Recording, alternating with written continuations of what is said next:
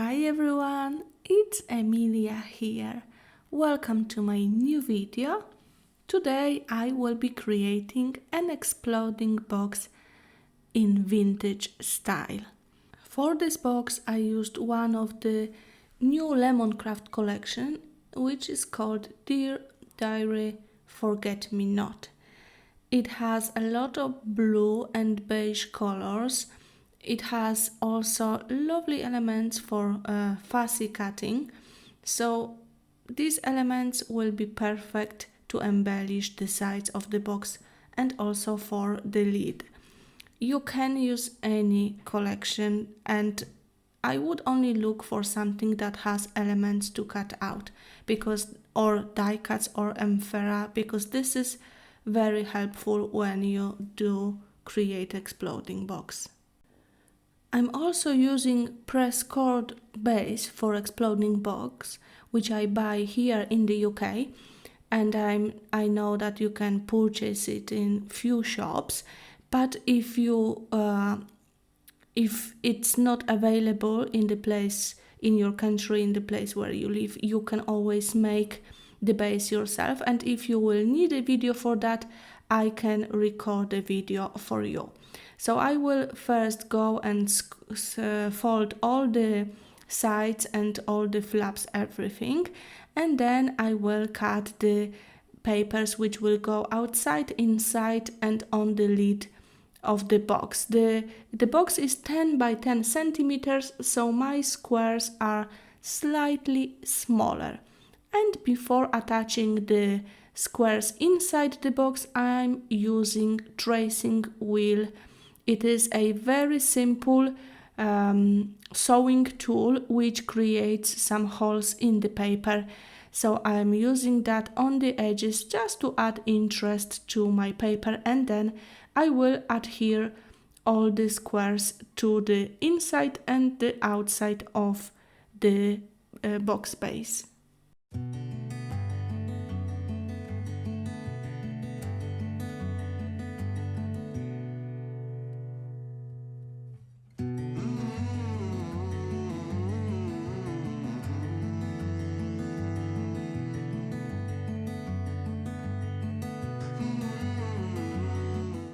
And I repeat the process with the papers for the lid.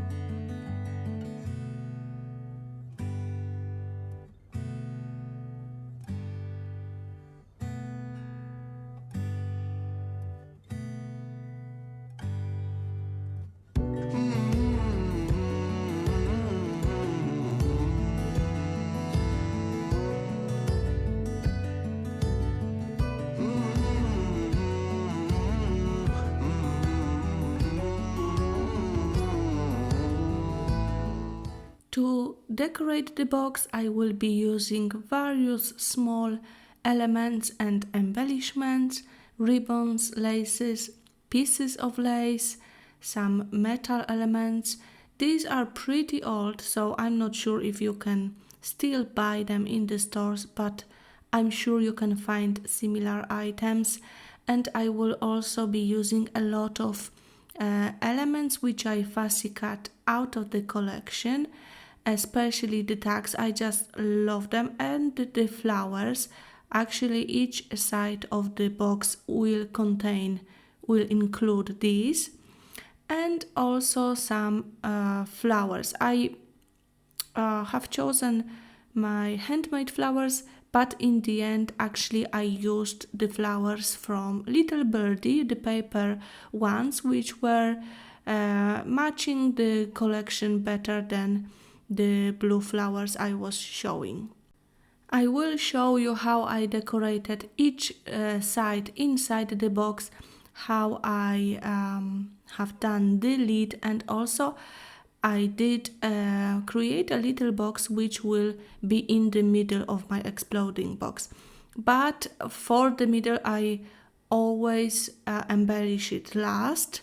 I find it kind of in the way when I'm decorating the sides of the box, so I start with the sides first, and then when the sides are decorated I move to decorating the center of it. And today I had an idea to create a little box to go in the middle with it will be a bottom and the top part, and it's quite small, but you can put some jewelry in, gift card, some money, so it is very useful to have it in the center. On my channel you can find few other videos for exploding boxes with different things in the center.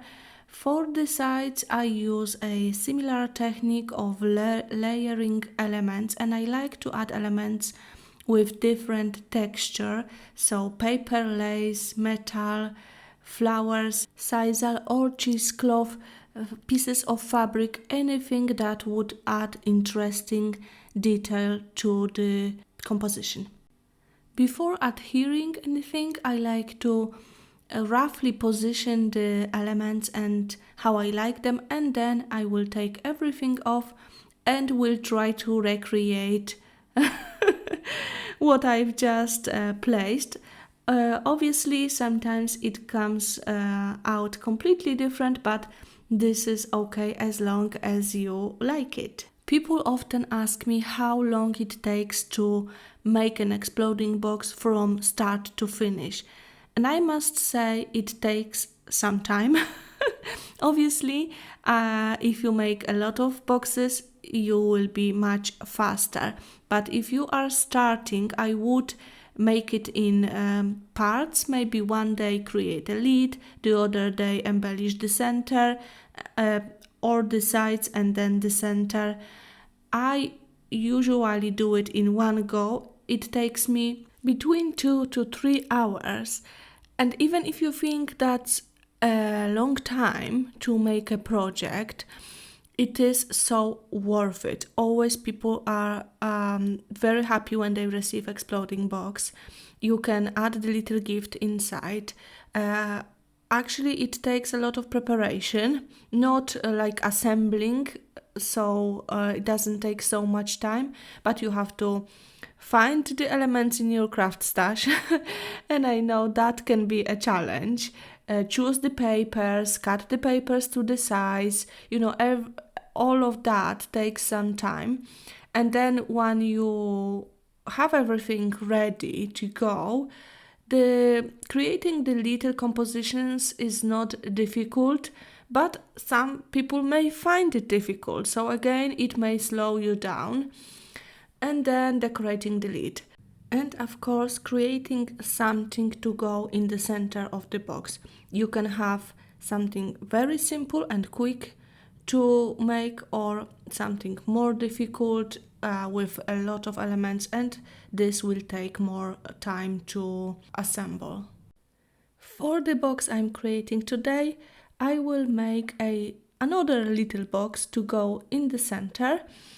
And this will have a separate lid. This box can contain some small gift. I'm showing you how to create a bottom part, and the top part is made the same way but has slightly different measurements.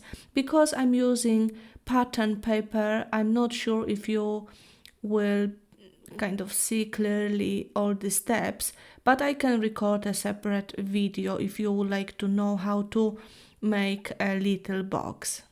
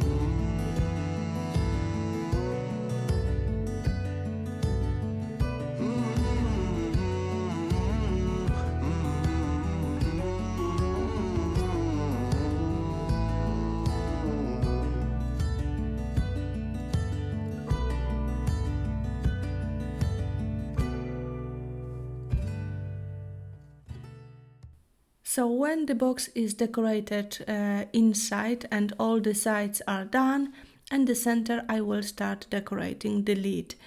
And then at the end I will add some finish touches with micro beads and glitter. You can also add splats of acrylic paint, and this will be it for my project.